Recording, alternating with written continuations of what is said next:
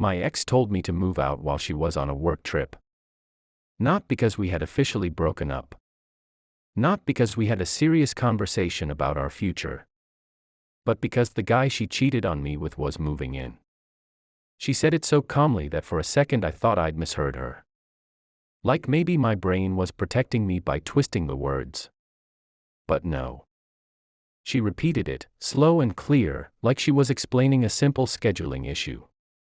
And in that moment, something inside me cracked in a way that never fully healed. If you've ever been betrayed by someone you trusted completely, someone who spoke to you with love one day and replaced you the next, then hit that like button. Subscribe, and stay with me. Because this story isn't just about revenge. It's about the quiet kind of pain that changes how you see people forever. And the unexpected way justice sometimes finds its own voice. Before all of this, I genuinely believed we were solid. Not perfect, but real. The kind of relationship where you share routines, inside jokes, and future plans that feel natural, not forced. We lived together. We had built a life that, at least to me, felt stable. Weeknights were predictable in the best way. Same grocery store. Same couch. Same stupid arguments about what to watch. I thought that meant something. I thought consistency meant commitment. She came from money. Old money. The kind of family where problems get quietly handled, not openly discussed. Her parents owned multiple properties, including the house we lived in. She grew up sailing, traveling, never really worrying about consequences. I didn't come from that world, but I thought love was enough to bridge the gap. Looking back, that difference mattered more than I wanted to admit. The work trips started becoming more frequent. At first, I didn't think much of it. She had a demanding job, and I respected that. But over time, things shifted. Texts became shorter. Calls felt rushed. Sometimes she wouldn't answer at all and would later blame bad reception or meetings. Running late. I told myself I was being paranoid. I told myself trust meant not questioning every little change. The night she called me, I was sitting alone in the living room. The house was quiet in that uncomfortable way that makes you aware of every small sound. I remember noticing the hum of the refrigerator. The faint ticking of a clock I had never paid attention to before. She sounded different. Not nervous. Not emotional. Just resolved. She said it would be best if I moved out while she was gone. She said it would make things easier when she came back. That word, easier, hit me harder than anything else. Easier for who? Not for me. Not for the years I had invested. Easier for her, so she wouldn't have to face the wreckage she caused. Then she said his name. Casually. Like I already knew it. Like he was already part of the household. She didn't explicitly say she cheated, but she didn't deny it either. She framed it as something that just happened. As if betrayal was some natural weather event she got caught in. Not a series of conscious choices she made while looking me in the eye every day.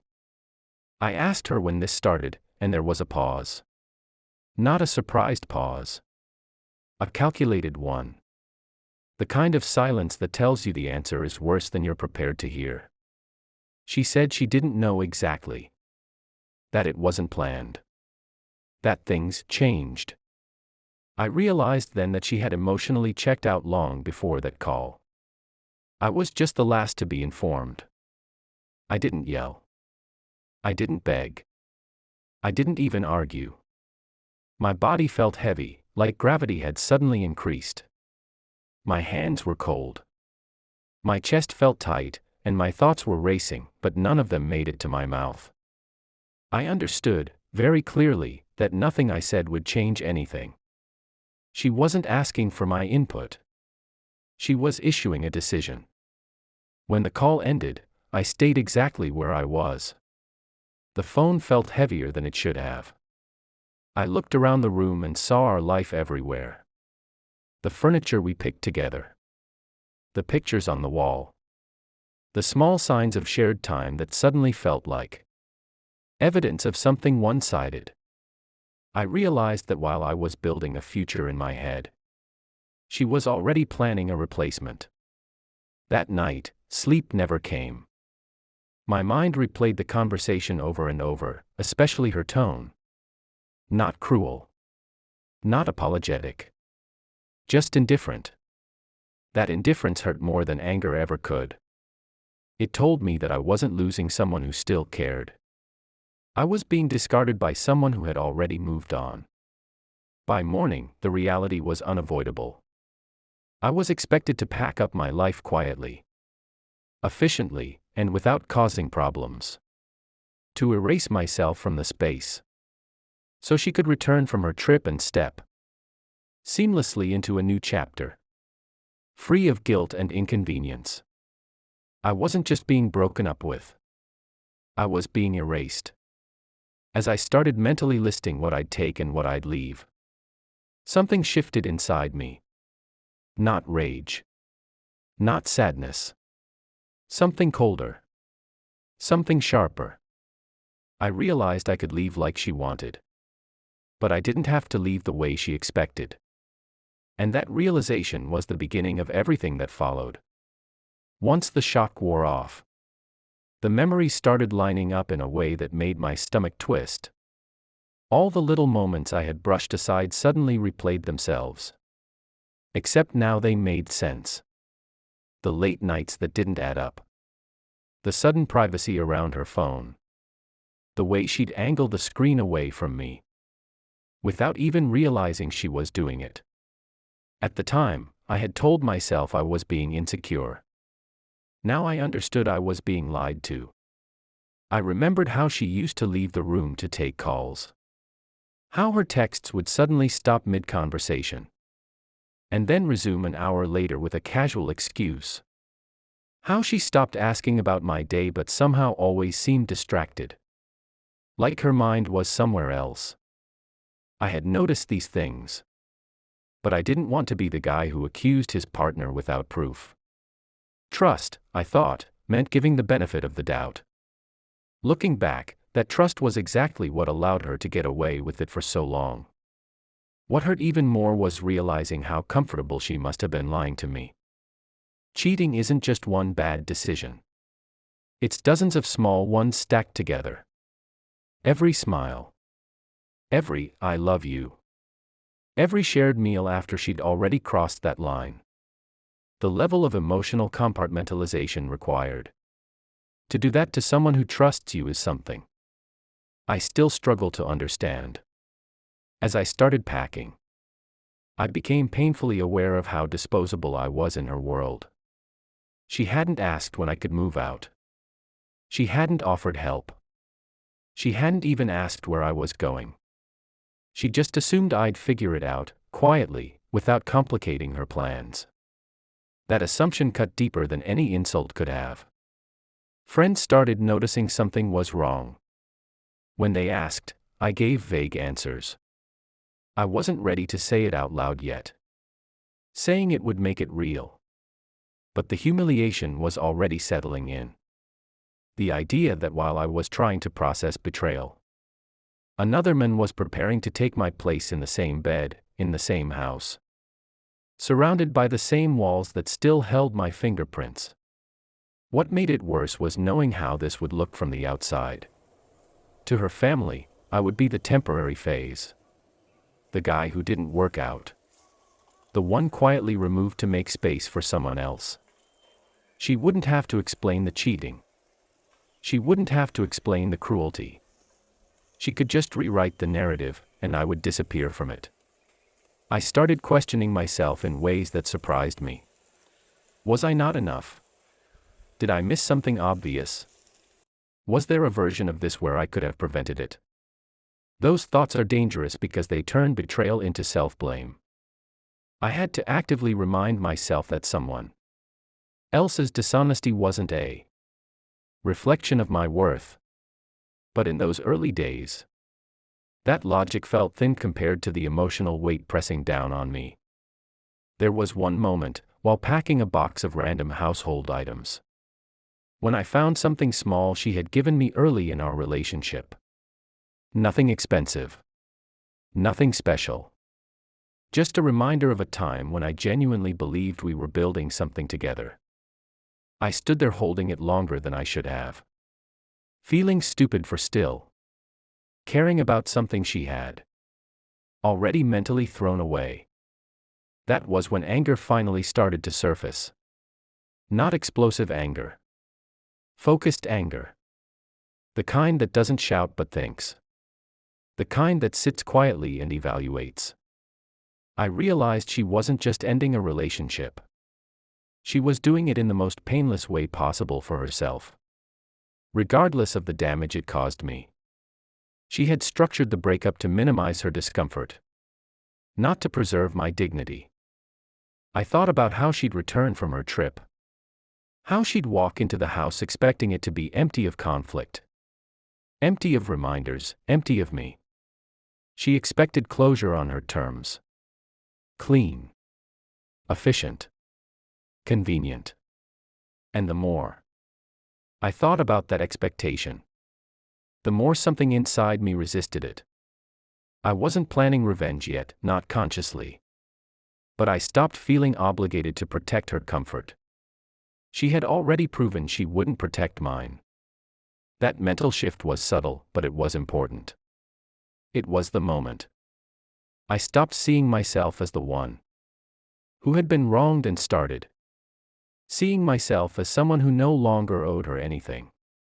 By the time I finished packing, I wasn't just sad, I was clear. Clear about who she was. Clear about what she had done. And clear about the fact that walking away quietly would give her exactly what she wanted, a clean slate, free of consequences. And for the first time since that phone call, I allowed myself to think a dangerous thought. What if leaving didn't have to be peaceful? The thought didn't arrive fully formed. It crept in quietly, the way dangerous ideas often do. Disguised as curiosity, what if I didn't give her the clean break she expected? What if the house didn't reset the moment I walked out the door? I wasn't thinking about hurting her. Not physically, not even socially. I was thinking about imbalance. About how easy this had been for her. And how heavy it had been for me. I had already accepted that the relationship was over, that part was done. What I hadn't accepted was the idea that she would return from her trip emotionally untouched, sliding seamlessly into a new life while I carried all the damage. That felt wrong in a way I couldn't ignore. Not morally wrong, but narratively wrong. Like a story that skipped the consequences chapter entirely. As I moved into my new place, life started to stabilize on the surface. New routines, new silence. Different walls, but inside my head, things were still loud. I kept replaying her tone, her certainty. The way she had decided everything without me. I wasn't obsessed with her. But I was obsessed with the unfairness of it all. The fact that betrayal, when done confidently enough, often goes unpunished. I didn't want confrontation. I didn't want drama. I didn't want to scream or expose her or beg mutual friends to take sides. That kind of chaos burns fast and dies quickly. What I wanted was something quieter, something that lingered. Something that matched the way she had dismantled me, slowly. Casually, without raising her voice. That's when I remembered something I'd stumbled across months earlier. One of those random internet rabbit holes you forget about until suddenly you don't. At the time, it had seemed like a novelty, a prank. Harmless, even, but now, framed by betrayal and clarity, it took on a different meaning. Not as a joke, but as a concept. The idea wasn't about noise. It was about doubt. About the human brain's tendency to fill in gaps when reality stops making sense. About how unsettling it is when you can't tell whether something is real or imagined. I knew enough about psychology to understand that certainty is comforting, even when it's bad. Uncertainty, on the other hand, corrodes from the inside. I thought about her personality. About how controlled she liked things. How she needed order, reassurance, validation. How she came from a family where problems were smoothed over quietly, not confronted head-on. The idea of something subtle, persistent, and impossible to explain felt oddly appropriate. Not cruel. Poetic. At no point did I think, this will ruin her life. I wasn't trying to destroy her. What I thought was, she shouldn't get to feel peaceful yet. That distinction mattered to me. I told myself this wasn't revenge in the dramatic sense. It was a correction. A small nudge toward balance. I sat with the idea for days without acting on it. That's how I knew it wasn't impulsive. Anger fades quickly. This didn't. The more time passed, the more right it felt. Not emotionally right, but internally consistent. Like something that belonged in the story whether I liked it or not. When I finally decided to act, it felt strangely calm. No adrenaline.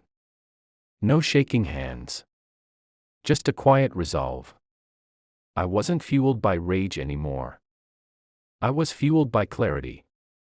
By the understanding that she had taken my choice away when she decided everything without me. And this was me reclaiming a small piece of agency. I was careful. Not because I was afraid, but because carelessness didn't fit the plan. This wasn't about being noticed. It was about being invisible. About leaving behind a question mark where certainty used to live. About turning the environment itself into something unreliable. As I walked through the house one last time. Boxes already gone, rooms echoing slightly. I didn't feel sadness. I felt detached. Like I was already a ghost. I noticed details I hadn't before. The way sound traveled. The way light fixtures hummed faintly. The way silence could feel heavy when it lingered too long. I remember pausing at the door before leaving. For a moment, I wondered if I'd regret it. If this would weigh on me later. If this would make me someone I didn't recognize. But then I thought about that phone call. About being told to disappear conveniently. And the doubt vanished. I locked the door behind me and left the keys where she expected them to be. From the outside, everything looked exactly the way it should. Clean. Empty. Finished. The kind of ending she wanted. What she didn't know was that the story hadn't ended yet. It had just changed genre. For a while, nothing happened. At least, nothing I could see. I moved into my new place. Started rebuilding routines, focused on work. And did my best to act like the past was behind me. From the outside, it probably looked like I'd moved on quickly. At first, it was confusion. Then recognition. Then something like disbelief. His eyes widened slightly, and a grin started creeping across his face. The kind you can't control when a puzzle suddenly snaps into place. He interrupted me mid-sentence and asked, half laughing, half stunned, if I was talking about the same thing that had been driving my ex and her new boyfriend insane. When I admitted that I might be, he completely lost it. He started laughing so hard he had to sit down. Between breaths, he told me what had been happening after I left. Not immediately, but gradually. Small things at first. Moments where one of them would hear something and the other wouldn't. Sounds so subtle they couldn't be sure they were real. At first, they brushed it off. Old house noises. Pipes. The wind. But the sounds didn't follow patterns. They didn't repeat consistently. Sometimes days would pass without anything. Other times, it would happen multiple times in a single evening. Always just loud enough to notice. Never loud enough to confirm. What made it worse was that they didn't always hear the same things at the same time. One of them would react, ask if the other heard it, and get a confused look in response. That's where doubt crept in. Not about the house. About themselves. They checked the obvious things. Doors. Windows. Electronics. They brought in professionals. Nothing was wrong. No animals. No structural issues. No explanations. The house, on paper, was perfectly fine. That contrast, between what they were experiencing and what they were being told, started to wear on them. The new boyfriend, according to my friend, took it especially hard. He hadn't signed up for uncertainty. He hadn't cheated his way into a relationship expecting psychological tension. He started questioning his own perceptions. Googling symptoms. Reading forums. Jumping to conclusions that made less sense the more he thought about them. They argued more. Not loud arguments at first. Quiet ones. Defensive ones. The kind where both people are trying to protect their version of reality. I heard it.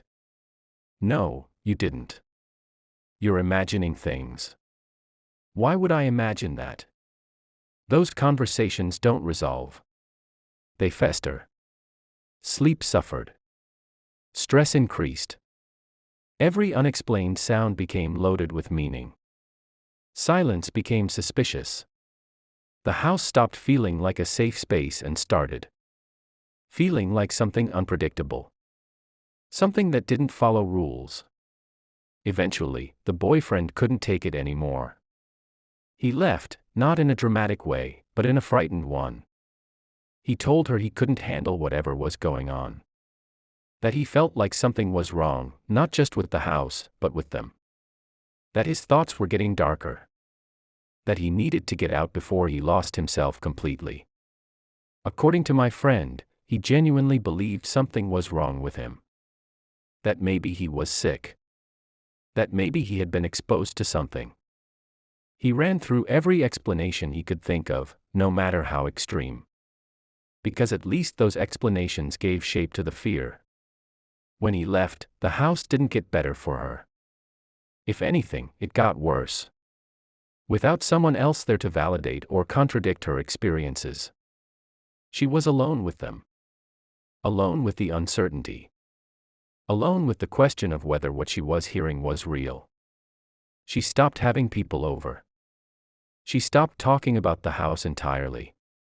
Eventually, she moved out. No announcement. No explanation. She told her parents she didn't want it anymore.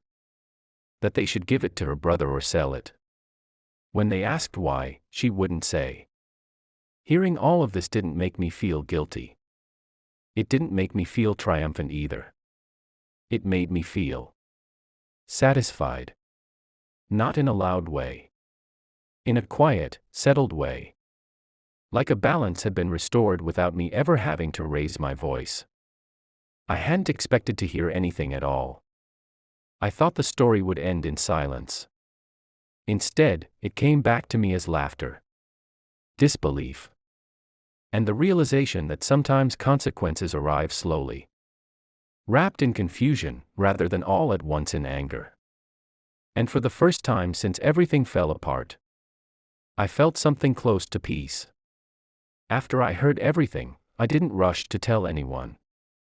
I didn't brag. I didn't spread it around. I just sat with it. Let it sink in. The way you sit with a realization that doesn't need witnesses to feel real. For weeks after that conversation, I carried this quiet sense of completion with me. Not excitement. Not arrogance. Just a steady, unshakable calm. What surprised me most wasn't what happened to her. It was how little it consumed me afterward. I had expected revenge, if it ever paid off, to feel loud. To feel like fireworks. But this felt more like balance being restored. Like a weight I didn't realize I was still carrying had finally been set down.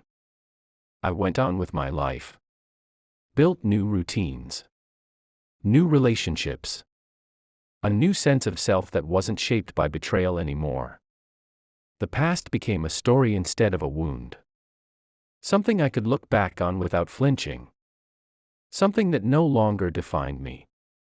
We still had a few mutual friends, and every once in a while her name would come up. When people asked about her, I kept it simple. I said I held no grudge. That things just didn't work out. I never corrected their assumptions. I never added details. There was no need. The truth didn't need my voice anymore. Over time, I learned she never really explained why she left the house. Not to friends. Not to family. Her parents offered to help. Offered to fix whatever was wrong. Offered solutions. She refused all of it. Some things, I guess, are easier to walk away from than to understand. Years later, when I met my wife, this story came up naturally. The way old chapters sometimes do. I told it without drama. Without embellishment, just facts. Perspective, and distance. She laughed harder than I expected. Not because of cruelty, but because she understood the poetry of it. To this day, it's her favorite story to tell at gatherings. Always with the same conclusion. That's what happens, she says. When you underestimate someone who doesn't need to shout. Looking back now, I don't feel proud in the traditional sense. I don't feel ashamed either. What I feel is acceptance. I didn't destroy someone's life. I didn't chase them. I didn't humiliate them publicly. I simply refused to disappear. Cleanly for someone who treated me like an inconvenience. Some people believe revenge always corrupts the person who seeks it. I don't agree. I think careless revenge does. Emotional revenge does. The kind driven by rage and desperation.